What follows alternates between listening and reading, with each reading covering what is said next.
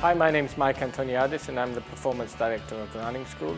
Today I'm going to talk to you about running tips, but also about running technique. So you're preparing for your first marathon. What do? So 4 to 5 weeks before the actual race, you need to be practicing race day. So if you're going to be taking any supplements or any gels, you need to practice those in your run, because you don't want to have a nasty surprise when it comes on race day.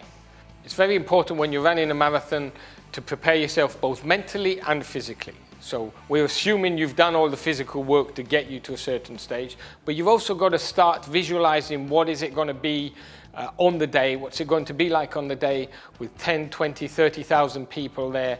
How are you going to have enough time to warm up? What kind of a warm up do you need? How are you going to cope with the nervous energy? Do you need breakfast? But what's more important is not what you're going to do on the morning of the race, is all the preparation work you've done before. So if you've practiced running half marathons or 10K races, that will help you mentally as well. If we look at this endurance runner, he's got similar posture to the middle distance runner, but if you notice, the arms are working less fast because we want to get a rhythm, and the heels are coming up, but they're not coming up too high because it's hard to maintain over a long distance. But the posture is still upright and he's got a rhythm to his running. Our endurance runner is breathing less heavily than our middle distance runner because they're working at slower speeds. So when the gun goes off and the race has started, try to pace yourself. Don't go off, particularly in the first 5 or 6 miles, too quickly. Don't get carried away with all the crowds or the other athletes who might be going off quicker. Pace yourself. You should know by now what your average mileage is.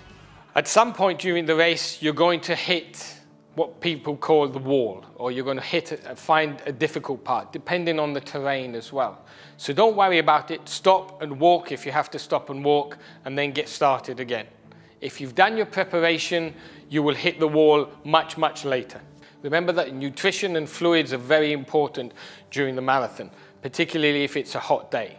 So you've got to take on fluids regularly. So every hour, every certain mileage, take on fluids. Don't wait until you're thirsty before you take on any fluids and nutrition. If you're used to taking gels, take them at regular intervals. Don't try and pile them in too quickly. The last part of the marathon is also the most difficult part, and this is where the mental side comes in.